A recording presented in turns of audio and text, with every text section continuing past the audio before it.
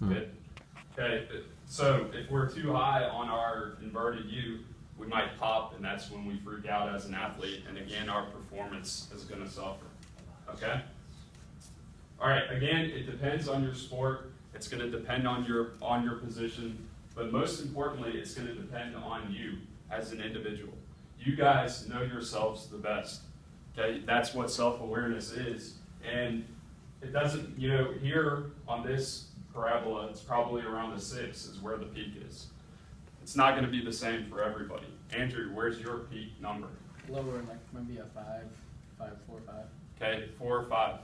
And you play baseball. Yes. Jordan, where would yours be? Like a 7 or 8. Okay, and you play baseball, right? So it's going to be different for different individuals. And again, it's about knowing yourself. Okay? So on a scale of 1 to 10, where are you when you perform your best? What are some things that help you know you're there? The actual number, like I just said, isn't important. It's about knowing who you are. It's knowing your number, okay? And what that number means to you, all right? So, Brian, where do you think you would be? I think I'm probably like a 6. Okay, 6. Describe what a 6 is. Like for me, I like to be pumped up. I like my team to be pumped up, but like I only like to be like at that level if everybody's taking it serious. Like when we're warming up, like I don't mind like having fun and stuff like that and talking as long as everybody's getting like the passes down, catching and drilling right. But then like I feel like the team drops as a whole, and like especially me, like if like everybody's like too pumped up and we're doing bad, so then you got to kind of bring it down so that we can get more serious. Okay, all right, so you kind of feel a responsibility as a leader on the team to get the team number down? You know, to get everybody on the same page, like to make sure that we're doing the right thing. Okay, all right. Good answer. Thank you. Who else? Austin. I'm pretty laid back, so my number's like a 3 or 4. If I get too pumped up, I'm gonna try to do too much, and then I won't like come through. Like if I just like relax, I'm good. Okay, good. So 3 or 4, and you said relax at the end. What is that relaxed feeling? What is it like?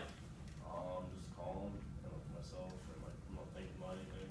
Okay, calm, clear head, and you're within yourself, you said? Okay, great. Anybody else? All right, so again, different numbers, and it's about knowing you. Okay, how about this? When you're performing poorly, where do you tend to be? Are you too low or are you too high? Okay, Liam, how about you? Sometimes I feel like I'm too high on this, like I go in too confident sometimes, or like overly confident, I guess. Okay. And I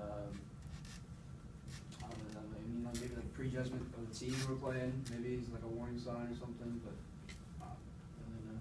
Okay, this feeling of overconfidence though, how does it affect how you feel? How does your body feel, or how does it affect how you play? I guess you could say like I go in really like feeling good about everything and feeling I'm gonna make all the saves and make everything right, but then when something goes wrong, it kind of just drops real quick. And it's not a good feeling. Like all the energy just like you got pumped up for, it's just drained. Okay, all right. So it really sounds like then you're starting off pretty good, right? Your level's pretty high. It's good to be confident going in. It's good to feel like you're going to make every single save. That's how we want to feel as athletes. Okay, for me, what it sounded like right there though is once something wrong happens, you get too low. You get down on yourself. Occasionally, yeah. Okay, all right. Depending on the play. Yeah. Okay, depending on the play and what happens. So maybe more so, you might be challenged with getting too low on yourself. Okay, and how do you think you can move past that play to get your energy level, your arousal level back where it was? I mean, just brush it off and get ready to do the next one. It's gonna happen again, so. Okay. Yeah, absolutely, right? And you have that responsibility to move on to the next play, right? Mm-hmm. So when you get down on yourself, you're kind of being emotional about the play, right? Okay, instead of being rational about what happened there, I need to move on and get back to my team, okay? So that might be a challenge for you, and that might be something that you can be more aware of when it happens. Anybody else? Yeah.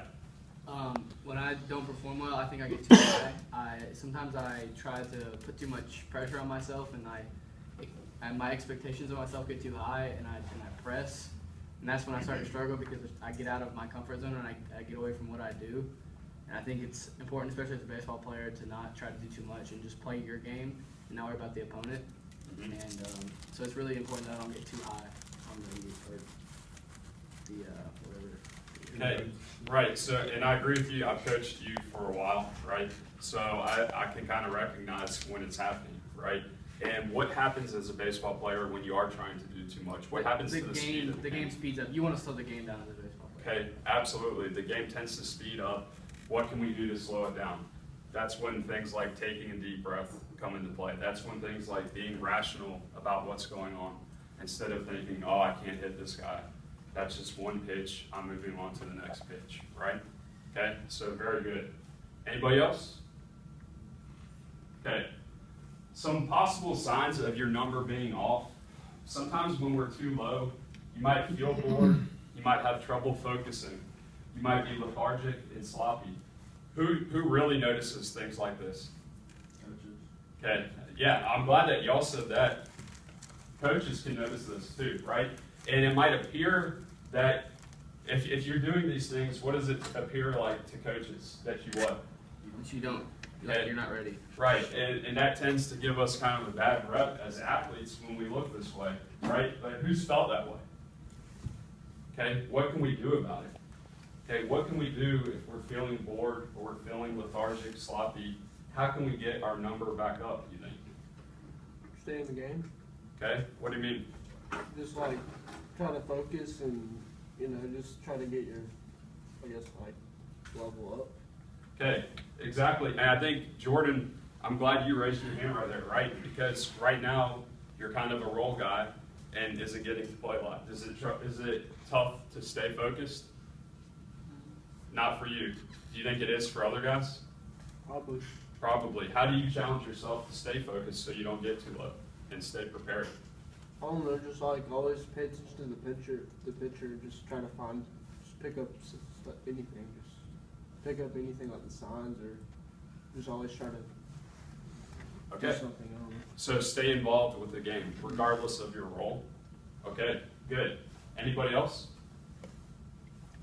Okay, I'll talk to you guys more about what you can do with that in a second. Okay, this is the one that I'm hearing more often, right? When we're feeling too high.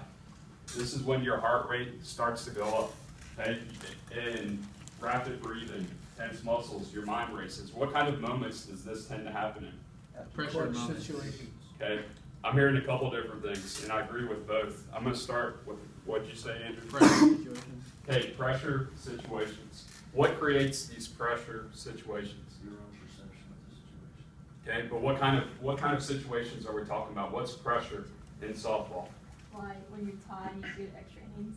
Okay, tied, going into extra innings, right? Absolutely. You're up maybe bottom of 7, and the score's tied, right? Second and third, and it's to see whether you guys win the game or we go into extra innings. Okay, does that tend to happen? Mm-hmm. Okay, what kind of feelings do you feel as you're hitting? When hitting, I'm not very confident, like when I'm in that situation, because I just feel like I'm going to screw up and ruin it. Okay, all right, so you feel like you're going to screw up, you're thinking about the negative results, okay? Do you feel that way earlier in the game? No. Okay, so how can we get ourselves to have that same feeling late in the game that we have early in the game? What do you think you could do? I like to talk to my players because they like make me feel more confident about myself. So Mhm. I probably talk to them before I went up. Okay, so do you do that earlier in the game? Mm-hmm. Okay, so do you do that late in the game? Not really, because it's like pressure and everyone's kind of tense. Right, and we tend to, Tripper said something about it's our perception of the situation. Okay, consistency, how do we make consistency happen? You make every situation feel like the same situation. Okay, yeah, consistent behavior leads to consistent results. So by changing your behavior based on the situation of the game, you're changing your approach to that at bat, right? And you're changing your chances of having consistent behavior. Okay, so what I would challenge you to do, Maggie, is to have the same approach to that bottom of the 7th at bat as you do earlier in the game. Okay, what do you think about when you're hitting earlier in the game? Nothing, I just really clear my mind, focus on the pitch. Okay, nothing. Focus on the pitch, see the ball, right? Okay, challenge yourself to do that later in the game. And if you feel yourself drifting, maybe step out and remind yourself to focus on the external, not so much the internal and how I feel. Okay, does that make sense? Yeah. All right, yeah. I feel like for me, since I've been playing since I was like 3 years old, like the too high happens like one of two ways. Either like, especially when you play soccer, because if you mess up like one big time in soccer, it's so hard to score again. You know, the other team scores, you know, like you put yourself down. And like if you try to stab at the ball and the guy gets past you and scores on your team, well, first you're worried about coach taking you out, and you're worried about like next time the guy gets the ball, you're worried about, all right, how do I play him? And you're so focused on like not messing up that you forget just to play the game, you know. Okay, absolutely. And that's something, it's a lot easier to say, don't focus on my coach, don't focus on not screwing up, than to actually do it. But find yourself engulfed in the process of the game and prepared for that moment and trust yourself to react, and that's going to help you a lot, right? But I understand that completely. In soccer, you might only get a limited number of chances. There might be probably, have there been 20 minutes that have passed where you haven't even, the ball hasn't even been on your side of the field? Yeah. How do you stay engaged then? You just gotta be focused. Like, I mean, it happens all the time. You just gotta keep on your toes. And like, I tend to like talk to the team a lot from high school, like direct. And I'll step out of my box in the 6 and 18 box. And I'll step way out and direct, like, hey, you step here, you step here. That's how I stay into it. Just keep talking or something. Okay, so keep talking, find other ways to help your team. I believe. Okay. Because I can see it all, and they have like the blinders on when they got the ball. So. Right. Okay, great example. Anybody else?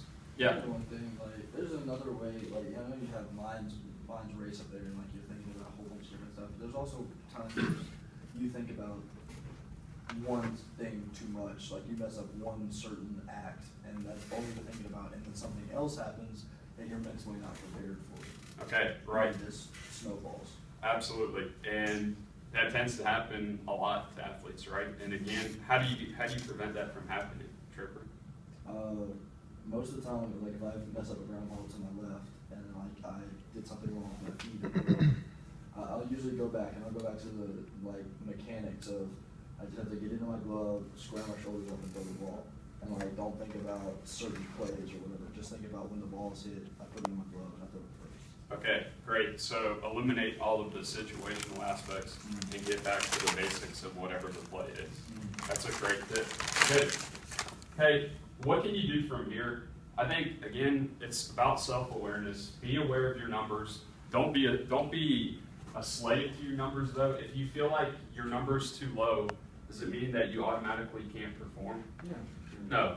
You want to try to get yourself up to where your peak performance is, but understand that you're not going to feel your best all the time. You're not going to be at that peak level all the time, and it's okay. And that's where you guys have brought up different things about process, about making plays and worrying about that instead of, is my coach going to take me out? Are my teammates going to get mad at me? So challenge yourself to stay there. And prepare to get to your numbers, get there and stay there as much as possible. These are some different tips, or these are some different athletes doing things that are getting themselves to their numbers. Deep breath here, visualization or nap right before a game. Whoa. Okay. Sprints, is that going to make your number go up or down? Up. Okay, it's going to go up. It's going to increase my heart rate. It's going to help me get going. Listening to music. And then I have Vince Carter down here. He made a game-winning shot. He's made that shot millions of times before in his head.